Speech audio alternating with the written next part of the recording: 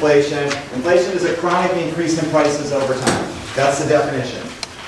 And there's a difference between inflation and price level. Okay, so if I said that every dollar that you have now is now worth $2. So the government puts it out there and says, all right, every single dollar, every dollar you own is now worth $2. What would happen? Would you be richer? No, No, why not? because every dollar everybody else has is also now worth $2.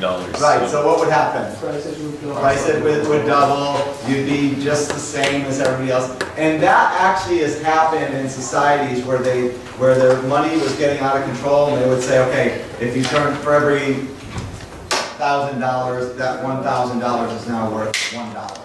Okay, it wouldn't be dollars, it would be whatever their currencies were. But that's called a change in the price level. That's a change in the price level. That's not inflation. Inflation is this little slow creeping, chronic increase in price over time. So there's a difference between changes in price levels, which are typically done by the government, and changes in inflation, which are not intentional, right? Changes in price levels are intentional. Changes in inflation are not intentional. Prices go up and up and up over time. Okay, so there's that difference. There are different ways, different reasons, places that they are measured, and sometimes you'll see it with the CPI. The CPI is Consumer Price Index. That's the most popular. That's using consumer prices, the prices of goods that consumers buy. The PCE is very similar to that, but it takes into consideration changes in products that we buy over time. So the PCE is a better indicator, but not as commonly used. The GDP deflator includes all goods and services, including what the government buys and what businesses buy, right? So it's a little bit broader index. The Case-Shiller House Index looks at just housing prices. The MPI just looks at medical prices. The PPI just looks at producer prices. So there's a bunch of different price indices, right? One of the really good things to remember, though, is where these things come in handy, outside of the classroom and getting through a test, is that you may get offered a job somewhere in a different city. And you need to know if that job, if that amount that they're paying you is a good amount for that city. So if they would offer $50,000 a year in Charlotte, you'd be like, okay, cool. If you were offered $50,000 a year to work in New York, would that be the same? No. It'd be, right? Because what your money obviously, and the reason it's not the same is because the prices are different. So they actually have city by city data. So when you do someday get offered a job outside of this area, you can compare those cities from city A to city B. So the most expensive cities in the country are like San Francisco, I think, is #1. So that, and California is just really, really expensive. Okay, Hawaii is really expensive, but you're in Hawaii, right? You live out on the beach. I'm gone for a second. All right, but okay, so that would be a good place to do it. And there's another one if it's a smaller city. I'm just giving this information in case you need it, not for testing, but the Chambers of Commerce actually go city by city. And so if you wanted to go to Columbia, versus, Birmingham or something, right? Then neither of those are the top 40 cities in the country. So there's another index that can actually help you look at those too. It's called the ACCRA. And anyway, it just helps you if you need it someday, or if somebody you know is working. Because I know that one time, like one of my members of my family was offered a job in LA and given a salary, and he turned it down because he was living in Florida, even though the money was a lot more. He calculated it out, and he's like, I'm not going to make it, right? And that's it actually happened to me one time too. I was offered another job, another place, and I looked at the salary and I was like, it's just not going to work. Okay, so it happens. All right, so moving along. The negative effects of deflation, I talked about real purchasing power, but the next one is big. Okay, it's called Fisher's theory, and there's a relationship between there's a relationship between inflation is related to interest rates.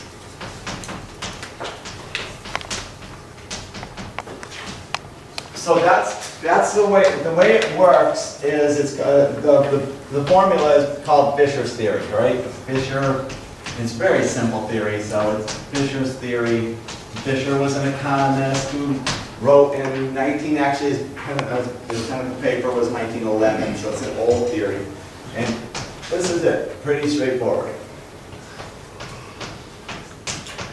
All right, so R is the interest rate. It's the market interest rate, otherwise known as the nominal interest rate. So R would be your market rate or nominal rate.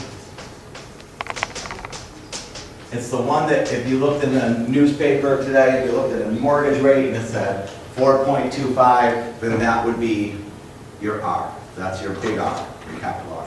Okay. Or if you're looking, whatever, you're looking at credit, a prime rate right now, 5.25, that would be your big R. Your little r is the real interest rate. And that is basically the interest rate, defining this is the interest rate that you would make, or rate of return you would make after inflation. Okay, so it's what banks make, and I'll explain that in a second, a little bit more detail. Inflation. This is inflationary expectations.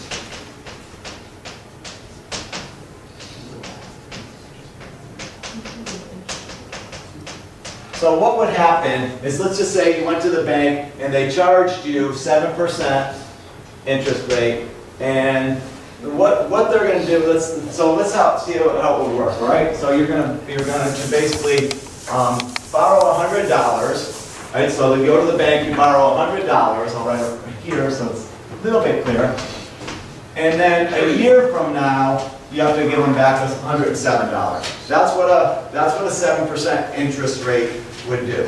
Okay, so if you borrow $100 now, a year from now it's $107. Okay? Now, what would happen if during that time period there was inflation? So the inflation turns out to be, we'll say, 4%. So inflation over that year, so we'll say this is on February 13th, this is in 2018, and then this is February 13th, 2019. So what happens is that a year from now, you're going to have to pay them back $107 because you borrowed at 7% interest rate. Okay, for 1 year. Inflation, I'm going to say in this question, is 4%. So how much does the bank actually make off of you? $3. $3, right? Because what happens is what costs $100 now costs $104 later. So basically the money that you're giving them back is worth less because of inflation. It cannot buy as much because of inflation. So it's 100, and it's just to break even, 104 to break even.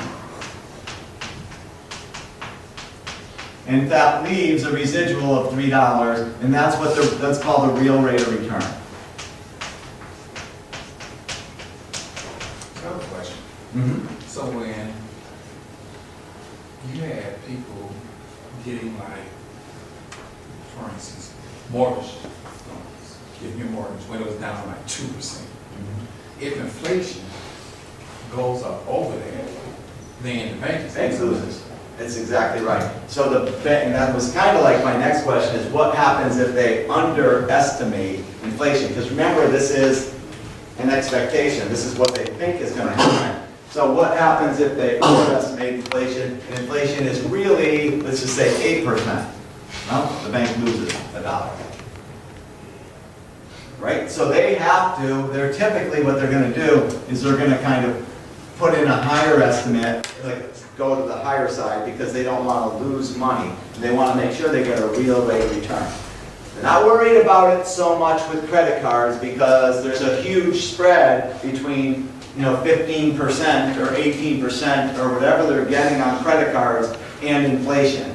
So on a credit card, you could say it's gonna be more like this, right? And a year from now, you owe them $118.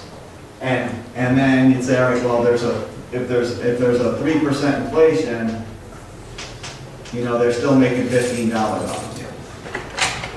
Okay, for every 100 that you borrow. So that's a little bit different, so there's enough room in there where if inflation went up to 5% or 7%, they're still making money. But mortgages are completely different. Mortgage interest rates right now are 4%, and the inflation rate's 2%. So there's just a really, really small spread, a really small real rate. And because of that, a lot of banks sell their mortgages. They don't want to hold on to them because there's a risk there. So when you're talking about at 3%, and like my mortgage is 3.5%, then that means that if inflation goes up by more than 3%, then basically I'm getting my money for free, which is kind of cool. Okay? But so bank is gonna try to sell those. Okay, so now how this works though, is we would say that this is somewhat constant. So the banks, in our case, banks always want to make, let's say, like 3%. So what's going to happen if inflation goes up to 6%? Or sorry, in this case it's I'll just leave it like this. In that case, inflation is 4. But what if? Remember, we're starting with this being 3%, and then what if inflationary expectations are 6%? Then what happens to interest rates? They go up to 9. And what if inflation is expected to be 10%? Then what happens to interest rates? They go up to 13. So when inflation goes up, what happens to interest rates? They go up. And so if you look at this chart here, this is the consumer price index basically, and just look at this is the 1-year treasury bond, which is an interest rate on the safest investment you can buy is the United States treasury bond. So the interest rate on the treasury bond is in green, and for a little while in the 40s and 50s, it's kind of out of control. But look at this. When this goes up, this goes up. When this goes down, this goes down. When this goes up, that goes up. That goes down, down, right? And then for the last 20 years, they've almost gone completely the same. In other words, if inflation goes up, interest rates are going up. If inflation goes down, interest rates are going down. And so that's the biggest thing with inflation is that it's a direct indicator of what interest rates will be. Okay? So if you want to know the number one fear for the markets out there, whenever they hear about inflation, they immediately start thinking that's going to turn into higher interest rates. Although you'll see in a little while it's not always true, but theoretically it's true. Because if you look at over time, they do go together, right? There's pretty good link. And if I picked, in this case, if I picked another, maybe another measure of interest rates, the line might actually be closer together. Okay, I just used the treasury bond here. Okay, so the relationship is really close. The other question that Dwayne already referenced was what would a bank rather have? Higher inflation or lower inflation?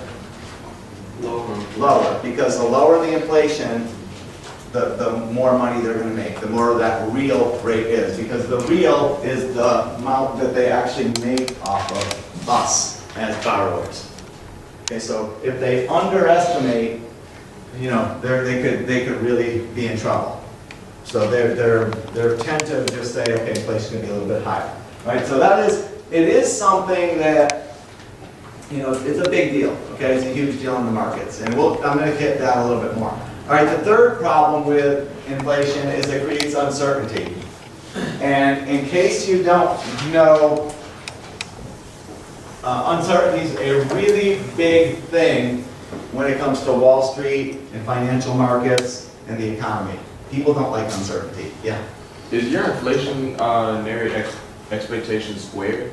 Square? No, it's an E. Oh. That's an E up there. Yeah. Oh. So it's inflation with an E with the expectations.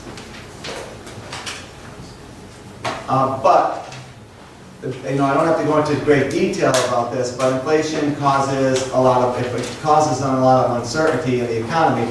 And for instance, if you think that your if you think that housing prices are going to go up, right? There's two things that would happen here. So just think about this from a buyer and seller standpoint. So we think that there's a market for houses, there's demand and supply for houses, price of houses, and we'll just say right now, there's 180,000 is the average house price, right?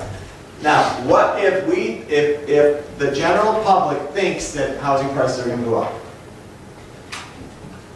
What will happen to the demand for houses now? It'll go up. It'll go up. What will happen to the people who are selling houses? Would they be likely to sell them now or wait and try to sell them when the prices go up? Sell them now. They probably would rather wait until prices go up before selling. So if you think your house is gonna be worth more 6 months from now, you're gonna wait 6 months because you'll make more then than you would now. So that means the supply would go this direction. So now what ends up happening to housing prices? They go up, right? So it's just this expectation that they're gonna go up is gonna cause them to go up, yes?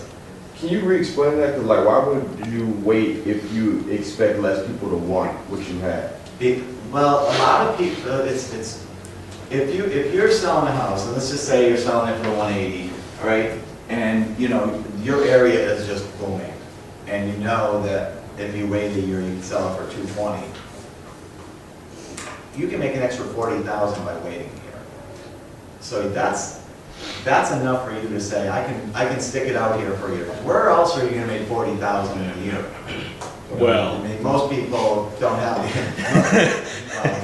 legally, you know? It's hard to make 40,000 a year. And if the same thing would be true on the way down, like if you think your area is like, when I left the area, I had a house and I bought it at peak, all right? That's what I bought it for, it was expensive, okay? Just really expensive. I bought it at peak. And then what happened is the market started to really, really get bad, and then a Walmart moved in, and the neighborhood got really, really busy, and the traffic got really bad, and the housing prices started to plummet. So if I kept waiting, I knew prices were going down, so I wanted to get out. Right? And everybody thought the same thing. So what happened to housing prices? They went down because everybody wanted to sell. So I lost, we lost over 75,000 on it. But, you know, that's another story. But the point is, everybody thought the same thing. You know, let's get out, let's get out, let's get out. And then the prices went this way. So people were, buying those houses for really low prices. And they can, they pick whoever they want to pick. They go, because there's so much supply. Okay, that's, uncertainty is a bad thing. Bracket creep just means that it can push you up. If your income goes up, you may move into a higher income tax bracket. That's all this means. It's just a definition. You'll see it in every textbook. It's always one of those things. It's basically one question on the test. What's bracket creep? And all it means is that if inflation goes up, your income will go up. And if your income goes up, since we have a progressive tax system, you pay a higher marginal tax on your additional income. That's all. Okay? So that you don't want to go too much deeper into that. All right? You want to keep moving here. And of course, the other part where it's really important is this international trade. So the inflation, when inflation rises,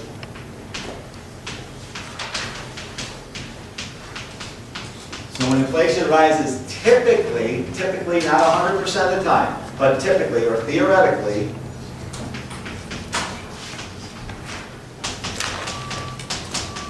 right, theoretically, the value of the dollar will go down.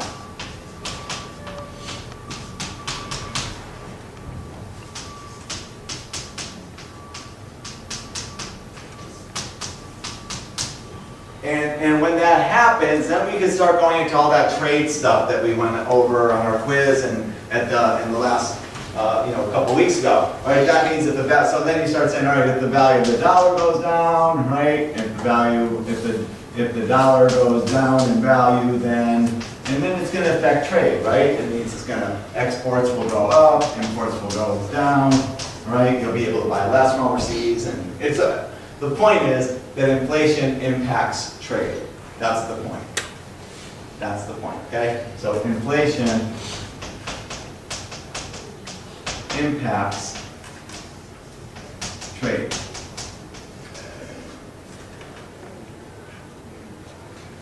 Okay, so far so good? All right, so let's keep moving along. And these are some things, if you read your notes, kind of interesting. You can I did some examples, like what's the difference between a real and a nominal wage? Okay, so I'll just do one of them. In television sets over time, in 1954, the Westinghouse television was $1,295 for a 15-inch TV. And now you can get, if you look at it, you can get, over Christmas, I was looking at deals where you can get like 46-inch TVs for like $239, and it depressed me because, of course, I have, bought a 46-inch TV probably 6 years ago that was probably triple that price. So it's getting so different. But here's the cool part. If you think about how much people made in the old days, if you look at the nominal wage, so let's say 1960, this TV was I'll just kind of go through this quick. It would take you, let's say, if you're making $93 a week and the TV cost $495, it would take you 5 weeks salary to buy a TV. 5 weeks salary to buy a TV. Now, if you go forward and say that the price of the TV here is $150, and you're making over $1,000 a week on average in this country, so it would take you, in one day, that means you're making over $200. So you would not even have to work a day, less than a day's salary to buy a TV now, as opposed to before, when it would have taken you 5 weeks of salary. So if you wonder why we have so many TVs, so many computers and things like that, it's because of this, right? Because the price, relatively speaking, has just gotten so up. Okay? All right, and then there's some fun facts in there. Okay, the next part is probably the most important part of this whole inflation discussion, and that is what causes inflation. All right, what are the types of inflation?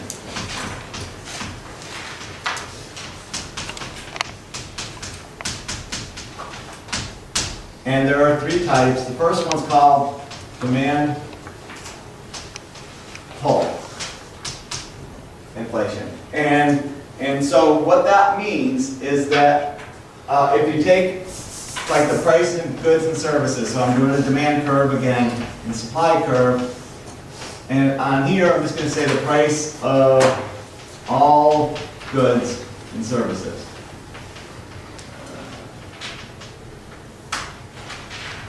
And here we have the quantity of all goods and services. And we start with some price level, call it 100. If everybody is demanding goods, then what would happen in this graph? Demand curve would shift which way? Okay, it would shift to the right. And so let's call this demand 1 and demand 2. So what would happen is the prices, we'll say, will go up to $104. So in that case, we have an inflation of 4% because everybody was demanding the product. And the reason that people would be demanding, typically demand pull inflation is a result of a booming economy. That's typically the reason. Okay, so it's because this demand curve, the demand curve shifts.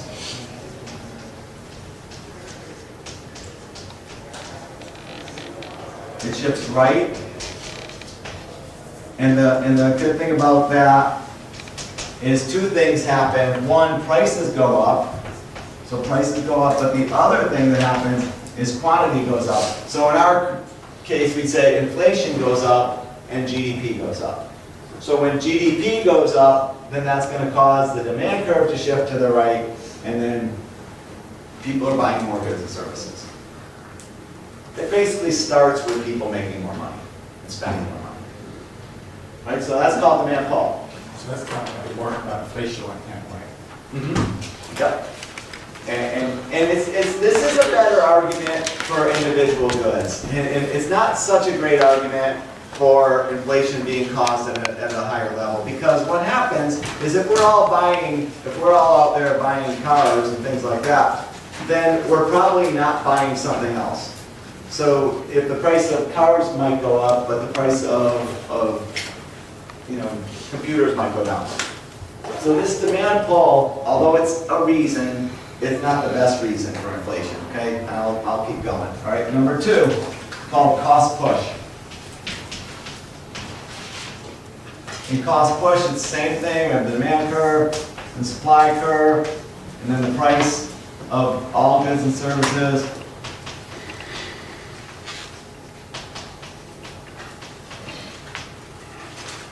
Services. And then down here we just have the quantity. And we start again at 100. But in this case, what causes the increase in the price is going to be an increase in the cost of producing the goods. So that could be something like,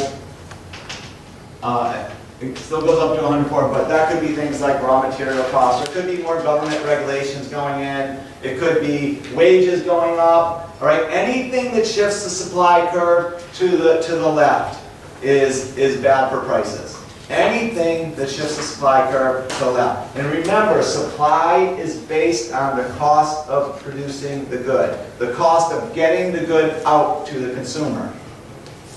In this case, the costs are increasing, and because the costs are increasing, the prices are increasing. Remember, cost and price are 2 different things. Cost is how much it costs you to make the good, and price is something that's charged, right? So, text messaging, 0 cost, right? It has pretty much 0 cost for text messaging, but there's a charge for text messaging. So there's a price for it, even though there's not a cost for it. And so you have to look at the 2 being different. In this case, the costs are going up, which causes the price to go up. The difference between cost push and demand pull, and the way you can tell the difference, is in this case, we start off with, let's say we have a quantity 1, and then we go to quantity 2. In this case, we go from quantity 1 to quantity 2. So what happens that's different with this one? Yeah, there's actually less quantity. So here, prices go up again, which is inflation, but the quantity in this one goes down. So we're getting this increase in cost is actually slowing things down in the economy. All right? Now comes the most important one.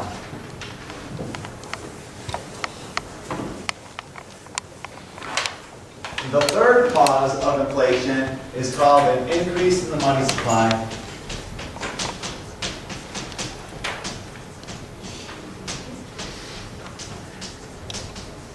And in this case, graphically it would look like this. If people had more money, they'd spend more money. And if they spend more money, then, wages would, or demand for products would go up, wages would go up. So you kind of, on this one, it's more of a demand goes up and supply goes down. So it's both of them. Because, call this 1, call this 2, call this 1, call this 2. So we start with this price and we go to this price. But more important than that, though, is just the concept of it. Imagine what would happen if the government just flew over in helicopters and just dumped money all over the place.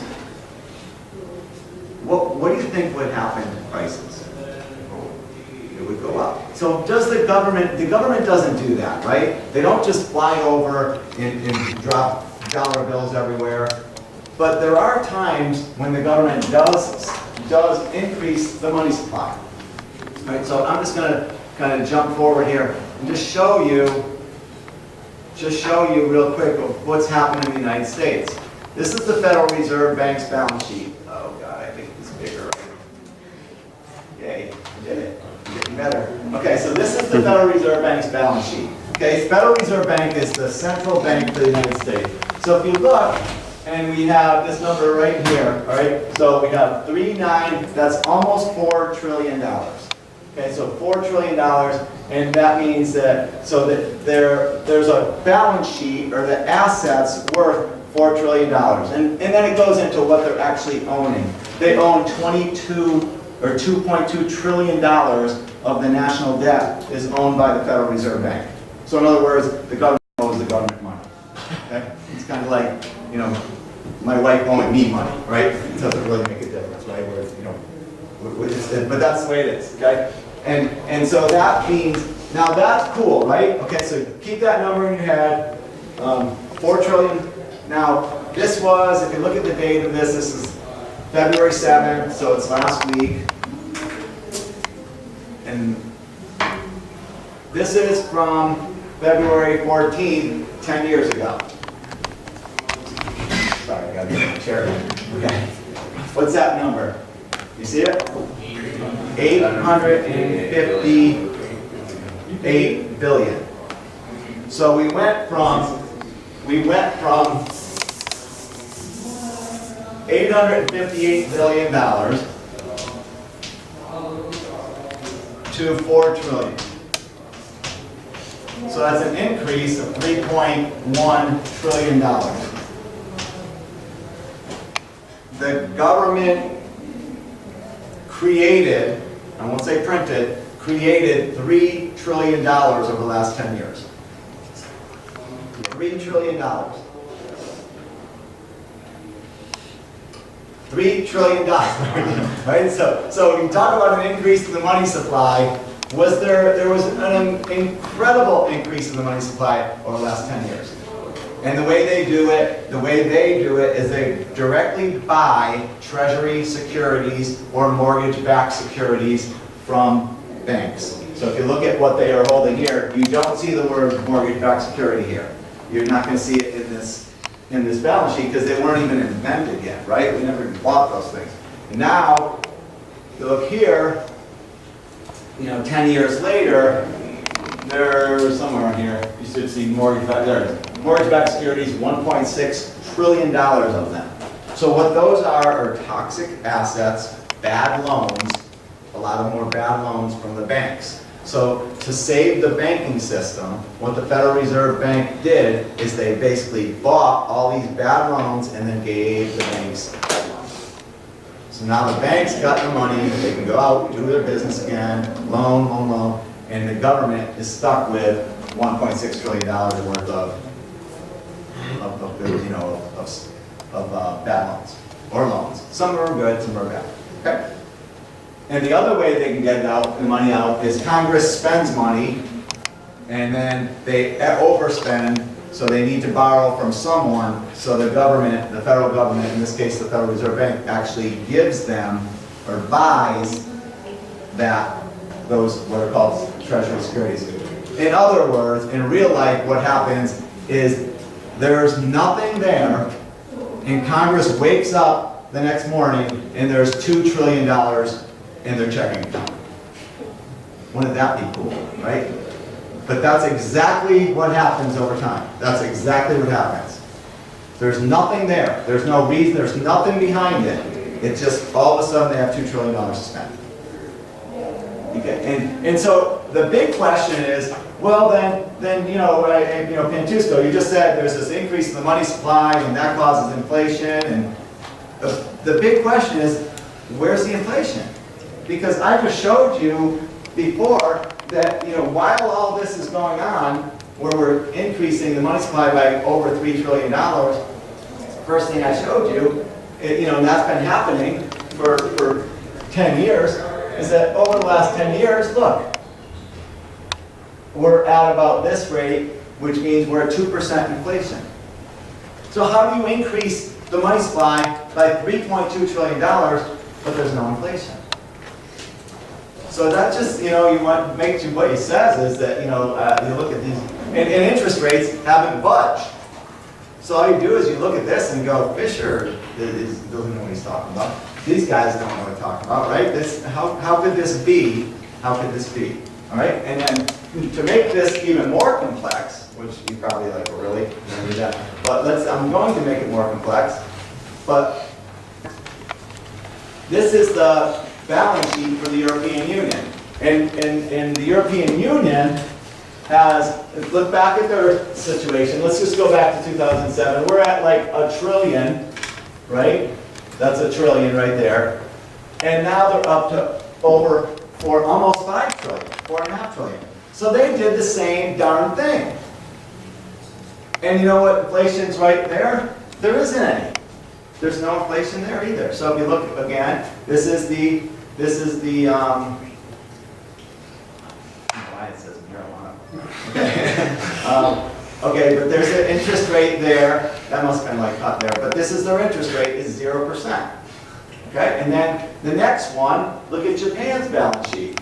Same thing. Less than less than like $1 trillion, and now they're up to almost 6 trillion.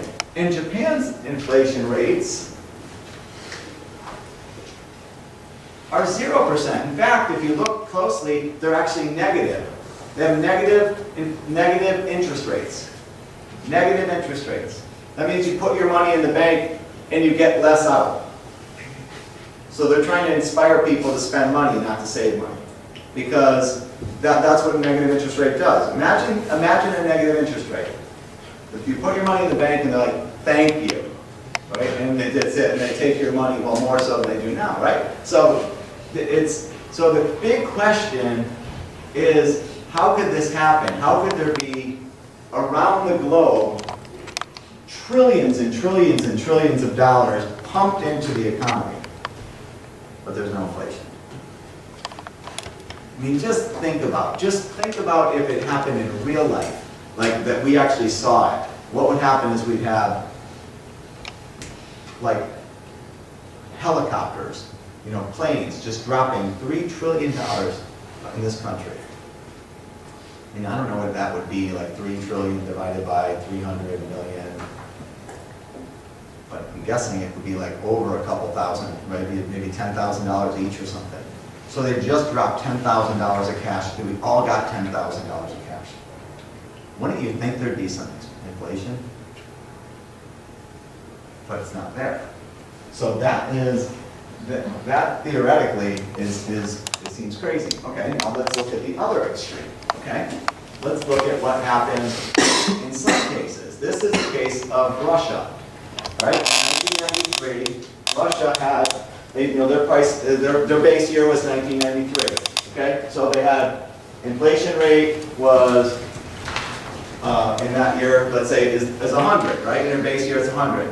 Now, in 1994, what happened is what cost $100 in 1993, or rubles, right, cost 974 in 1994. Imagine that. Right, and then the next year, 1985, what cost 100 in 1993 cost 3,000. Just think about that, right? That if you bought what cost $100 this year will cost you 4,000 2 years from now, and it gets worse. Pretty crazy, huh? So that's called hyperinflation. And Brazil did the same thing. See if I can bring this up real quick. Same thing in Brazil. This is in the 80s. Look at this one. Will cost $4, cost 8 the next year, then 16, then 38, then 11.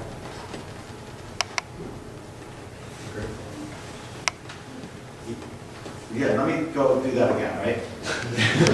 So it cost $4 in 1980 cost, what's that, trillion? 100, thousands, million, billion, $5 trillion. That's tough to carry to the grocery store. Right? There's this joke, I don't know if it's a joke or real, but there's this joke and this same thing, this is Brazil again, right? That when there's this lady who went in Germany, because Germany did the same thing. Germany had hyperinflation in the 1930s, and she went to the grocery store the laundry basket? To get a loaf of bread, right? And so she put all of her, so she had to take the whole, like a wheelbarrow, all the way to the grocery store, because that's how much money she needed just to buy some bread. And she went inside, and the wheelbarrow wouldn't fit inside the door, so she goes inside and gets her bread, and then comes back out to get the money, and the money's still there, but the wheelbarrow's gone. Because the money was worthless, obviously, right? So what happens is when the money is that going and losing its ability to buy anything, people spend it and spend it immediately. And that's what's happening. If you don't think, they think, oh, that's just old news. I wish, right? Because let's look at what's going on now in Venezuela, right? I think I have a high in here now, but in Venezuela, the current interest rate in Venezuela, we'll find it on here, is, I don't know if I put it in here. It's over 1,000,000%. 1,000,000% today, right now in Venezuela. That's how bad it is. So it's not just, history, like old history. This is like real life happening right now. I can just bring it up here a little bit. If I can spell it, man, it is.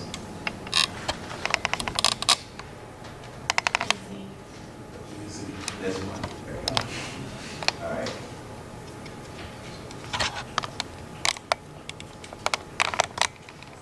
And there we go.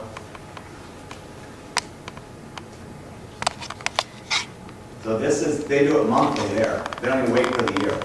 So look at, and what costs, do whatever this is, almost $1, we'll say here, costs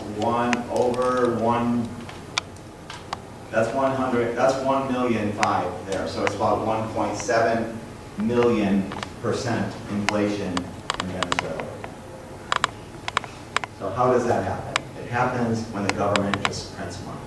It started, Germany was the first to do it. They had the Treaty of Versailles after World War I, and at the end of the treaty, they said, the Allies, whatever, got together and said that you have to repay your war debts. So Germany went for a few years and was struggling, and so what they decided to do is just, you want your money, and printed it off, and got the printing press off and paid their war debts. Of course, the money was worth nothing, right? And that caused hyperinflation, and it actually caused Hitler to come to rise, because he's the one who brought them back to where they had some national pride and brought their economy back and everything else through war. But that's how it happened, is because of the Treaty of Versailles. So this inflation thing is pretty scary stuff. Okay, if it gets out of control, it's called hyperinflation. Hyperinflation is when the money supply just is increased and increased and increased to the point where your value of your money is pretty much gone. Okay? Yes. So, you can't buy anything when it's like this. What do these people do? Do they just do stores just give stuff away? How do you survive? They use other currencies. Whatever has value gets traded. So if there's dollars there, they'll use dollars. If there's,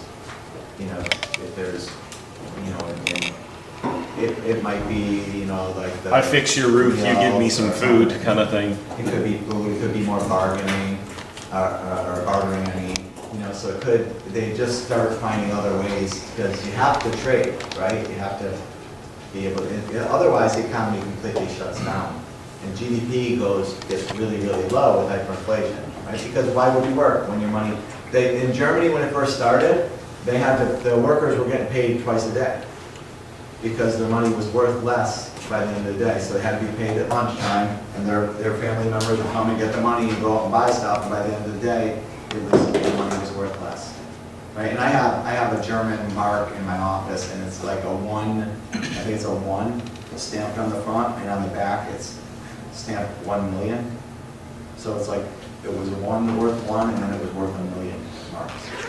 And it's still had no value, because it'd be like somebody stamping your dollar $1 million for every dollar you have. So it gets really out of control. And so, because of that, these central banks around the world are hawks about inflation. They hate inflation because they know how bad it could be if governments start printing money. So Germany's the worst. They control the European Union, the worst in a good way, okay? Because it's not bad that they're crazy about inflation now, because they've had 2 really bad experiences with it. But that's how it is, okay? So our central bank is very, they don't like to print money. They do it sometimes to speed up the economy, which we talked about later in the course. But they don't like to print money, because they know what it leads to is inflation. And so there's a famous quote by one of the best monetary economists, Milton Friedman. He said, inflation is always and everywhere a monetary phenomenon. Inflation is always and everywhere a monetary phenomenon. In other words, inflation is always caused by an increase in money supply. So that demand pull, that cost push stuff, like I was saying before, it's just temporary, right? People are buying houses, price will go up, they'll stop buying houses. Cost of labor goes up, cost of oil goes up, don't worry, it'll come down. All that stuff's temporary, okay? But an increase in the money supply is what will permanently cause increases in inflation. And that was his theory. And, you know, it sounds great, but we also have to come back to the fact that we've had so many big increases in money supply, but there's no inflation. Why isn't there inflation? If they print that much money around the world, why isn't there inflation?